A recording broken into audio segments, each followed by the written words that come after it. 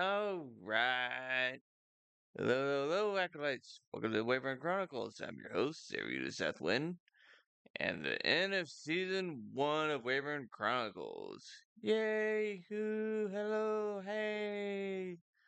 Um, what a ride it's been. Um, as I've mentioned it a couple weeks now, there are going to be some changes for the new year. So we will be taking a couple weeks off. Mostly to get that set up. Um, but in the meantime, we got a pretty good slate this week. Um, so let's start with video games since the tab is already open. Um, so we're wait. So we'll start with Donkey Kong Country 2 Returns. So let's watch the trailer.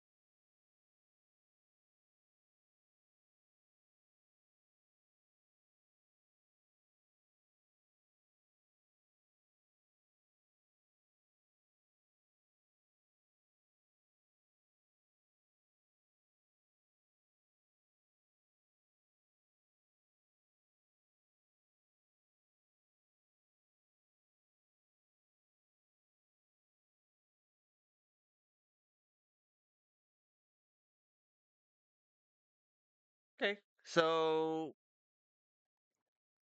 that was Donkey Kong Country Returns. So let's start right off the bat with the visuals. Um, so I'm gonna go on a limb and say that this is probably a remaster of Donkey, um, Donkey Kong Country, because it's basically the same, it's the same basic premise, so they didn't really change too much about on that front. Um, but it looks like they went with 2.5D graphics, which actually do kind of like. It stays mostly true. Oh, I just realized, why is that still up? Get out of here. Okay, so it stays mostly true to Donkey Kong Country, in that it has basically the same basic premise and mechanics. It's got sharper graphics. Um, but I'm just gonna go. I'm just that's what I say. I'm just gonna say that this is probably a remaster, not a new entry. Um, I kind of question the release though. Um, because it comes out, as you see in the trailer, it comes out in January, and Switch 2 comes out is supposed to be coming out next summer, from what I understand. Um, so I kind of question releasing this game so late in the Switch's life cycle. Um, it looks great for what it gives you. Um, but I would have preferred seeing this as an actual 3D platformer, as opposed to just doing a remaster of a 2D game, which I'm pretty sure is what they did with this. Um, so that's a nice segue into story. Um, so from what I'm seeing from this trailer, it's mostly the same premise of Donkey Kong Country. Um, I think the only thing they changed was just giving a new final boss. Um, and most of the mechanics are the same, so there's not gonna be too many surprises on that front. Um, I'm which I actually do kind of like that it stays true to that formula. So don't fix it. Don't If it ain't broke, don't fix it. um. So then we move on into audio. Um. So high point for me in the first game was the music. I actually did like that. I actually did like that soundtrack. It fits very well with the purpose of the game. And it looks like they mostly kept the original scores, so that's a plus. But this is a re- but it, I've literally just heard about this one last week, as a matter of fact. Um, Again, I questioned the timing of the release because it's coming at the end of the Switch's lifespan. So I'm not sure how well it's gonna hold over. It was literally just announced, so was the jury's still out on how well it's gonna be received, because it doesn't come out until January. So what my opinions about it might change when it comes out. I don't know if I'm going to be getting it myself. Um, because again, it's coming out at the end of the Switch's lifespan, so that's going to have an impact on its appeal. Um, so moving right along, we'll go into Marvel's Spider-Man 2. So watch trailer.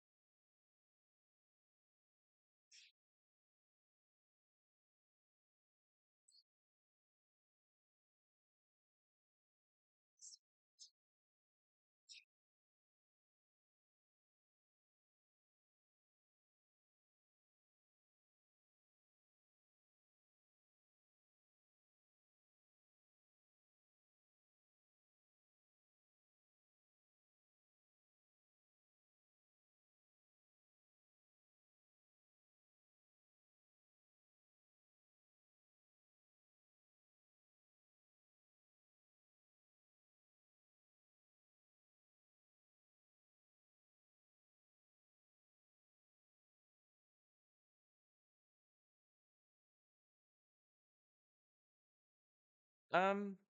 So okay, that's a pretty short trailer actually. Um. So this looks okay. So first off, let's start with the visuals. Um. So it's pretty standard fare CG. Um. It's got the art and animation are great. It's got great visual effects. But at the end of the day, it's your standard Marvel beat 'em up. Um, and considering that this is coming on the heels of Marvel Rivals, I do kind of question the timing of the release of this one. Um, and it's only for PC and PlayStation, which anybody who's been following this and following the Wyvern Chronicles from the start knows my position on platform exclusivity. Um, I just think that really limits the number of players who can actually play it because not everybody has a PS5. So, and I can't justify dropping $600 for a console that has maybe 2 or 3 games that I'd be interested in buying. If I'm gonna put that kind of investment in anything, I want it to be something I'm gonna be using regularly. Um, so I mean, it looks great. Um, from a visual standpoint, that hits all the marks as far as I'm concerned. But let's go to the story.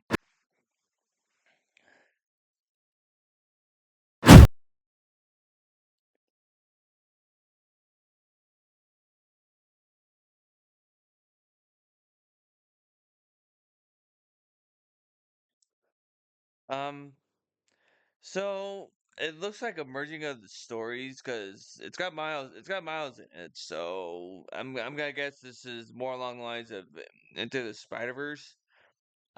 Which if they're gonna integrate the two universes, I would rather I would rather use the visuals from Into the Spider Verse because I actually like that style a little bit better than this. Um, from a story standpoint, I'm not very sure how this fits in with the main story. 'Cause it looks like it's it's dealing with Venom has a big part in it. So this I think it mostly centers on the first encounter that Peter has with Venom. Uh,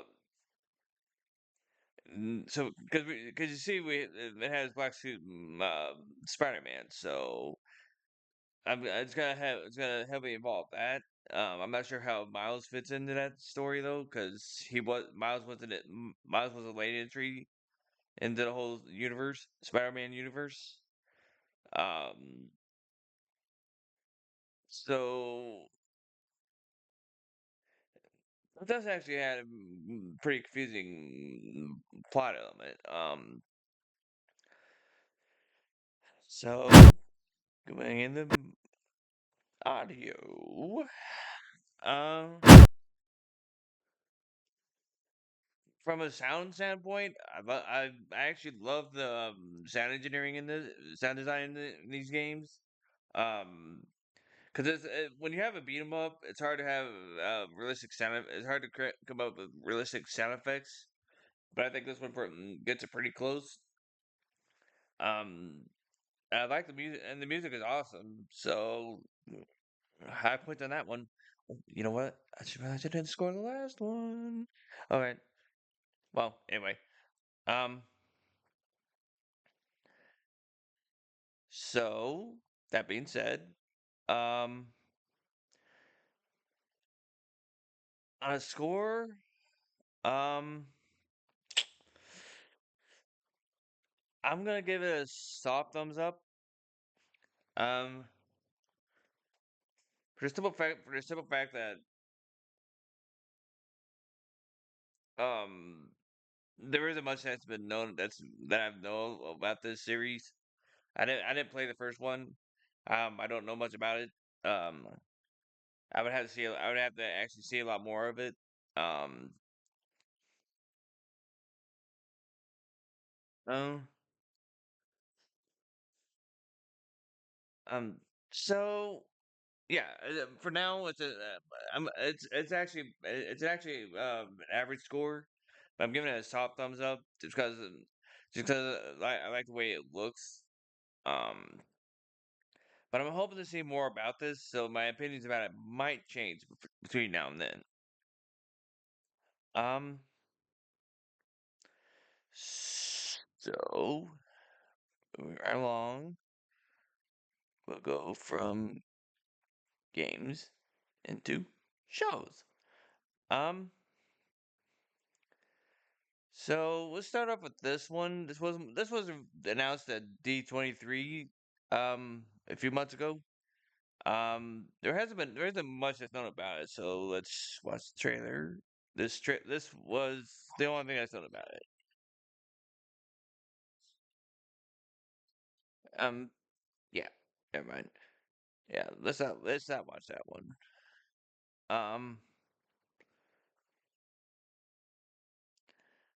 yeah, again, there isn't much that's known about it. Other than what was released at D23.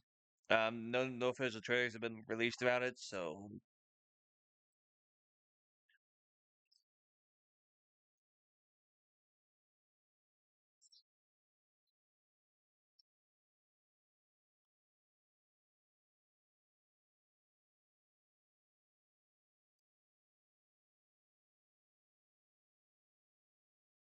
yeah. See that few seconds was literally all that's known about this. It was announced at D23, so there hasn't been any official trailers put out about it yet.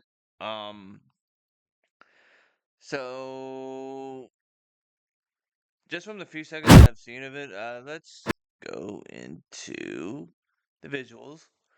Um, so it looks like it's using the same basic art style as Into the Spider Verse, which has great art style, by the way. Um, but it looks like they went with more flat colors as opposed to more. It looks more cell shaded than it was in the and Into the Spider Verse because this uses more flat colors as opposed to deeper gradients and Spider Verse. Um, again, this is all only based on the few seconds that we know about it.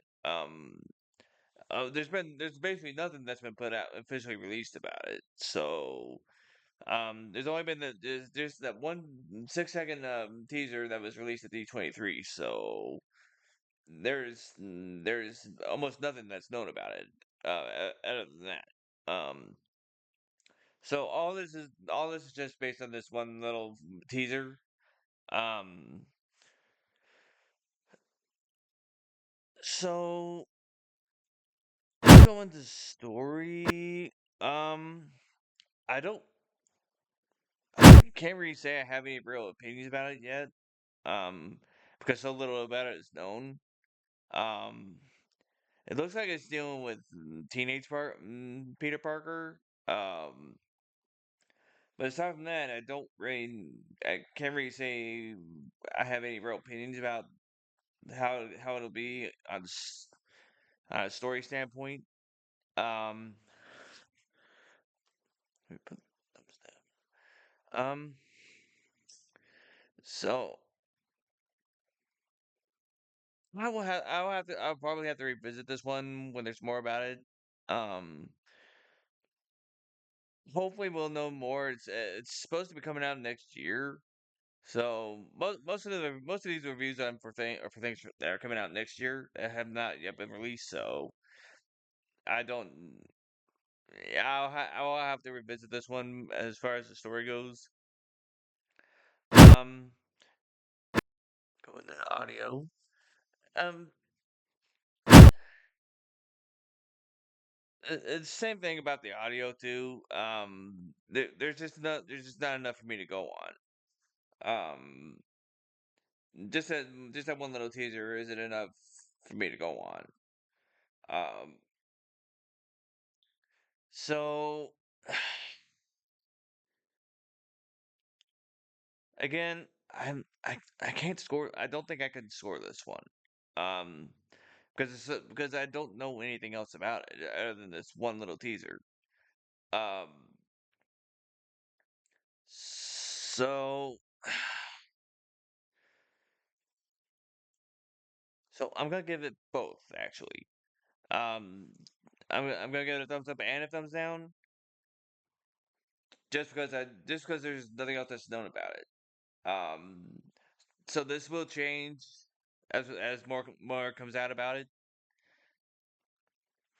But for now, I'm it's gonna be both for now until more is known about it. Um, so I will probably revisit this one in a future episode. Um,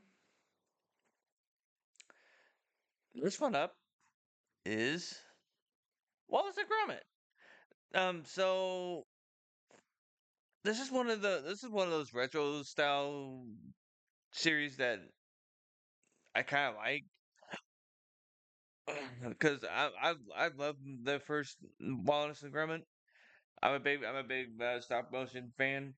Um, some of my favorite movies are stop motion, like Night Before It Curses. That's always gonna be one of my favorites. So let's watch the trailer.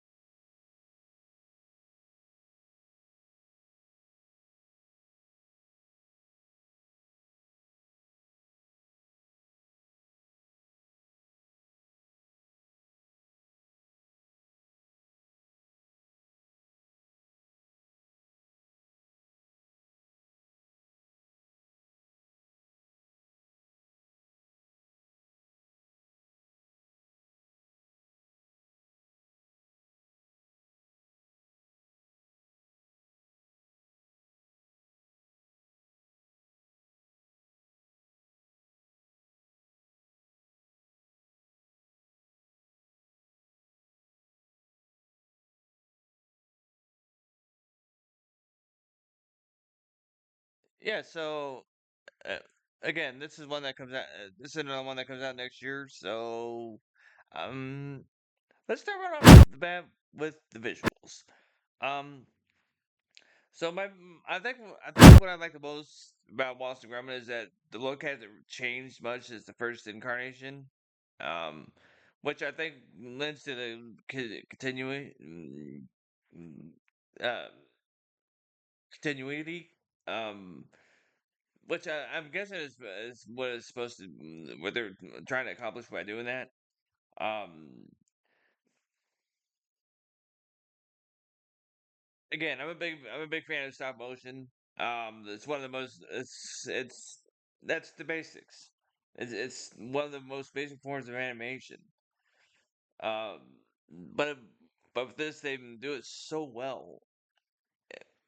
And I like that they're still using this method as opposed to switching over to CGI, which I don't think would have worked as well. It's this is all still stop motion. Which tells you that there is still a market for stop motion animation. Um, so I can't wait to see more about this. Um, Um, from the from the from the animation standpoint, that hit it out of the park, as far as I'm concerned. Um, that being said, it's a perfect segue into story. Um, so if anybody who's actually followed the Wallace Gromit, Wallace is not the brightest person on the planet.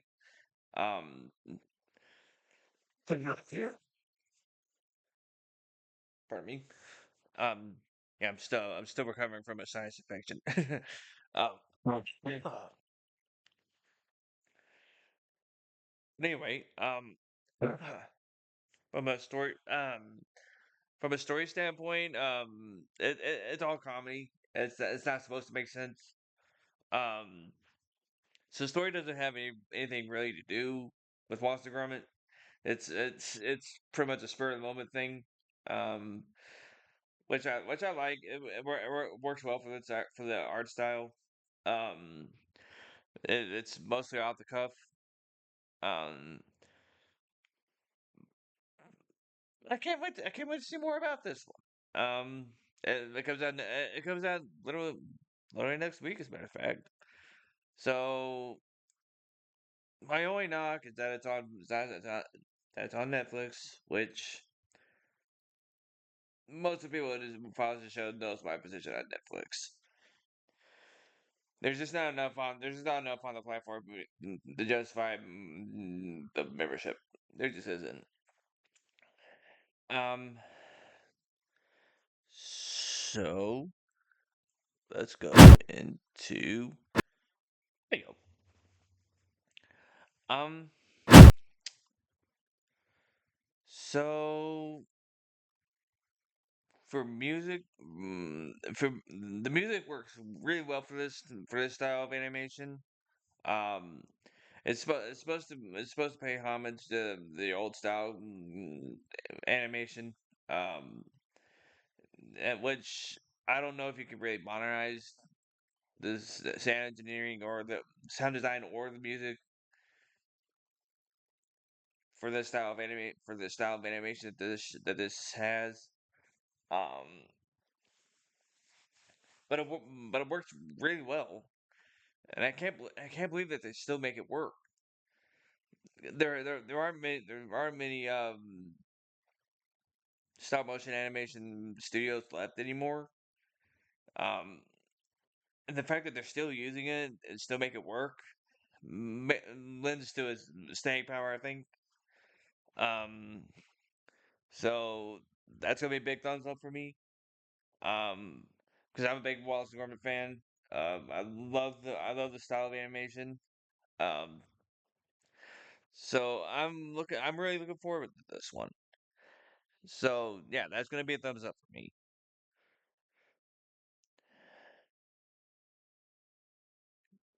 Moving right along.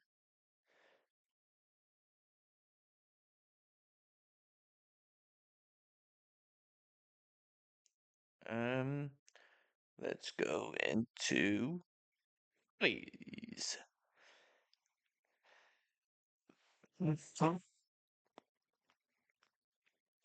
So this is one that was released announced a few weeks ago. Um, Frankenstein. Let's watch trailer.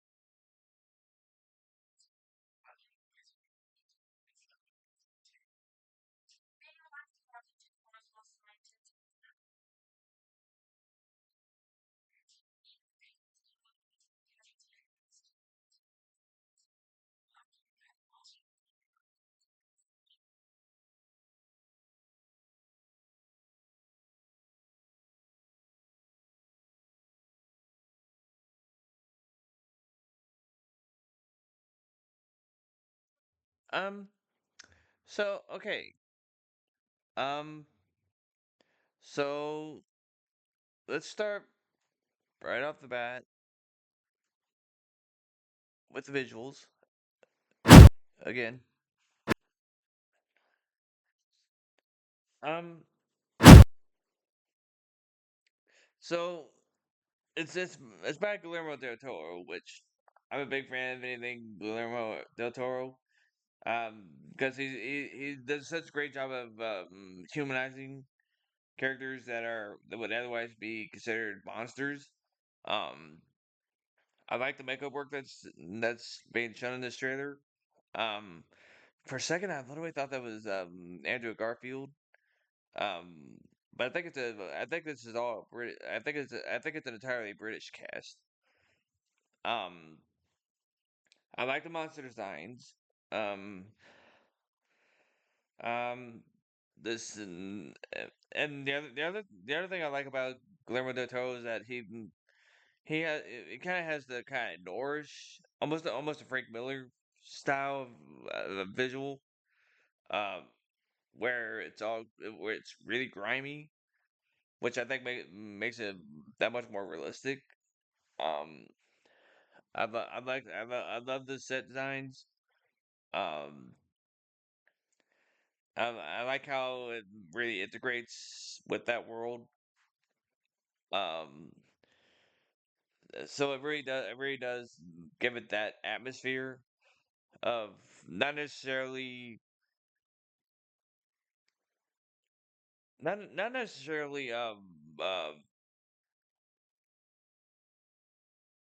what's the word I'm looking for here?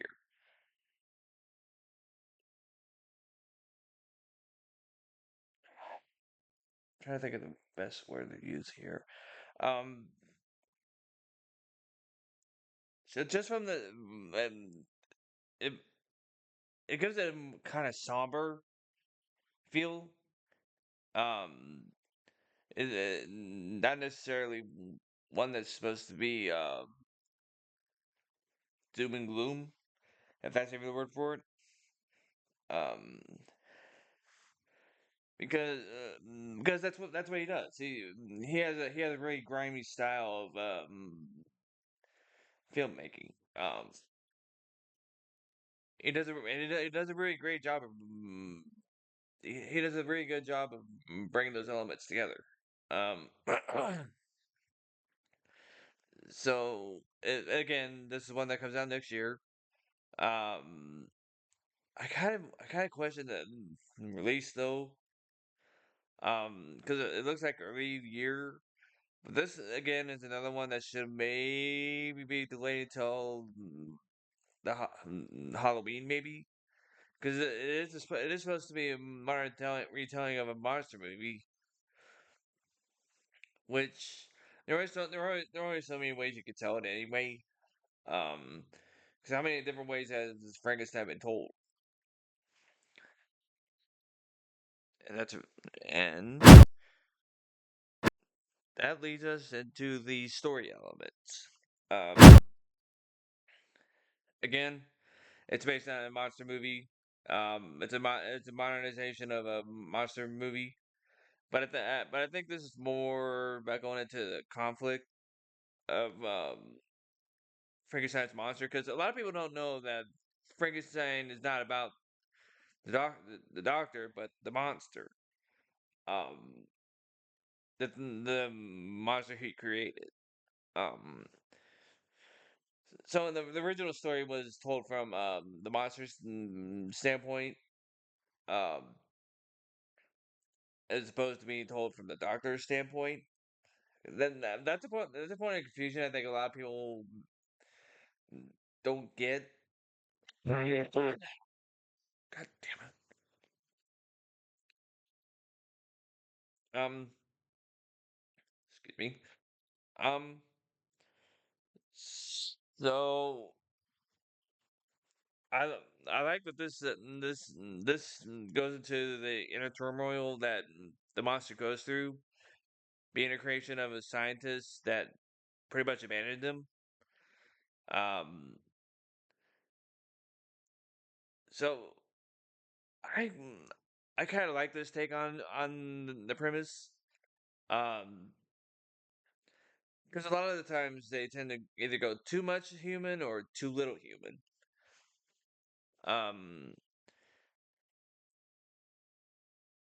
there's a delicate balance of the characterizing the monster without making him look like a monster, which it's what it's what he's supposed to be. But I like how Guillermo del Toro makes him more sympathetic, I guess.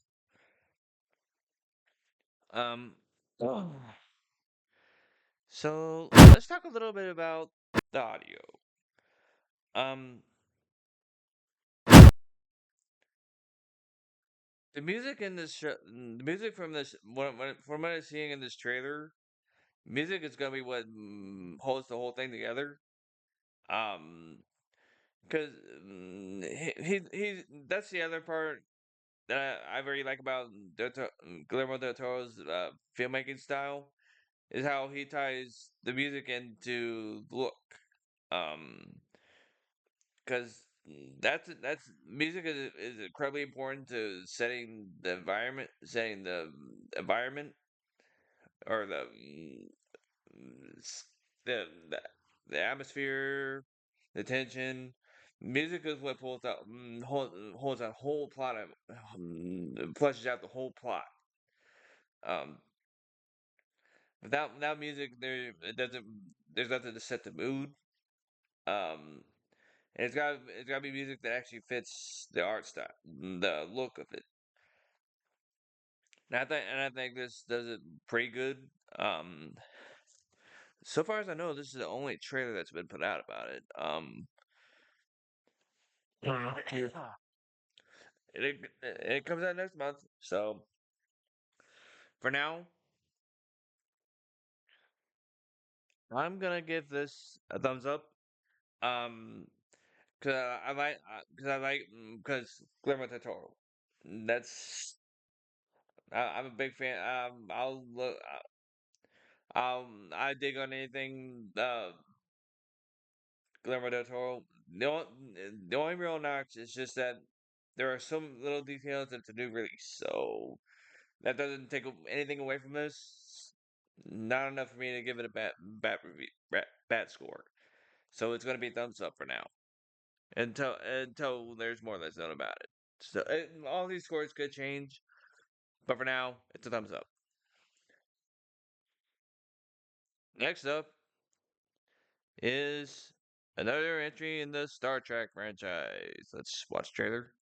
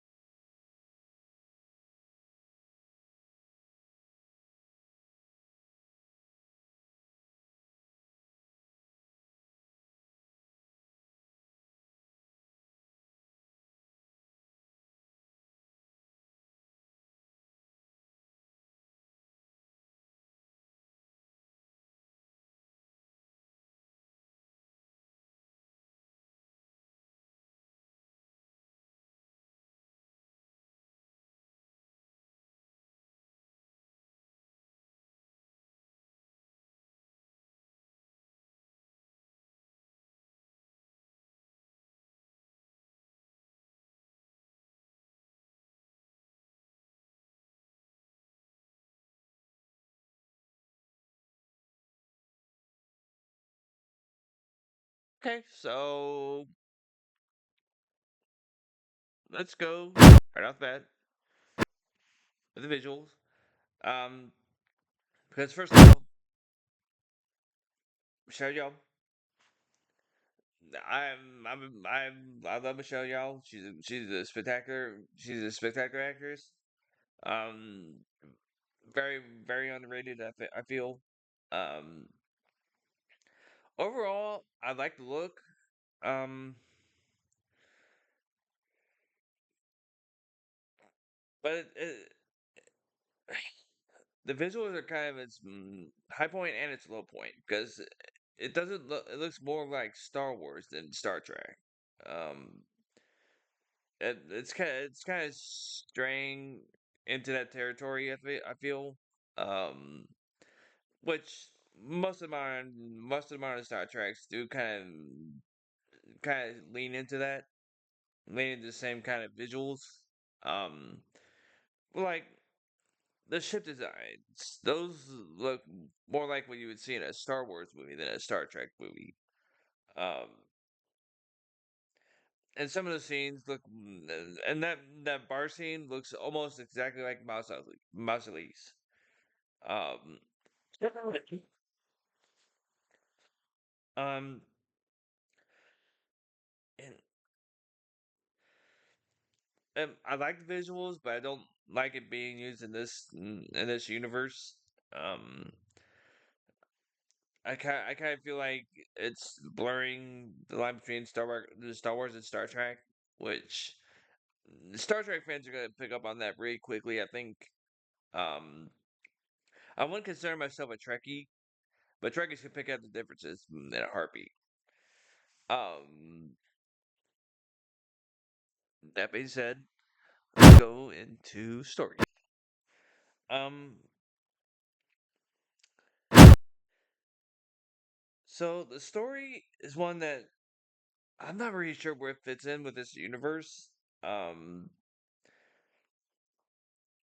it doesn't have really anything in common with the rest of the canon. Um, other than maybe the badges to show Federation and whatnot.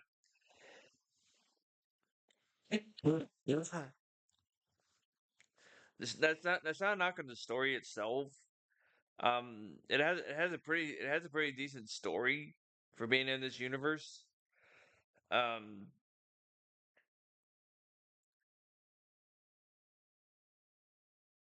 but again, it just seems to be slightly more in the Star Wars territory than Star Trek. Um, I'm making that comparison a lot because that's where it's kind of leaning towards. Um, because again, the from from the visual standpoint, it looks more those scenes look more like from you would see in a Star Wars movie than a Star Trek movie, and the story doesn't really help it that much.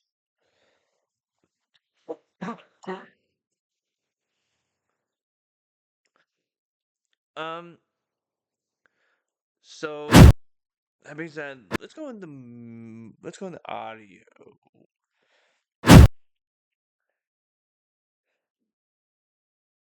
Um, so for me, the high point is this sound design. Um, I think you have to have that. Um, especially for Star Trek, because that's the only thing that really makes it a Star Trek. That's about if without the sound design, I feel like this would be better served as a Star Wars movie than a Star Trek movie. Because other than the sound design, there's nothing that really ties it to the rest of the canon. Um, so those are the reasons said I have to give this one a thumbs down because again, it doesn't feel like a Star Wars. It doesn't sound like a Star Trek movie. It feels more like a Star Wars movie, and not a good one either. Um, I love, which makes me sad because I love Michelle Yeoh, but I don't think she could really do anything to save this. Um, so yeah, I had to give it a thumbs down. This it just doesn't look that. It just doesn't look like anything I wanted to see. pay money to see. Um, so yeah, I have to give it a thumbs down. And with that, that is the end of this episode and this season of Wyvern Chronicles. Again, got big changes coming next year. Um, can't wait to see where that goes. Um,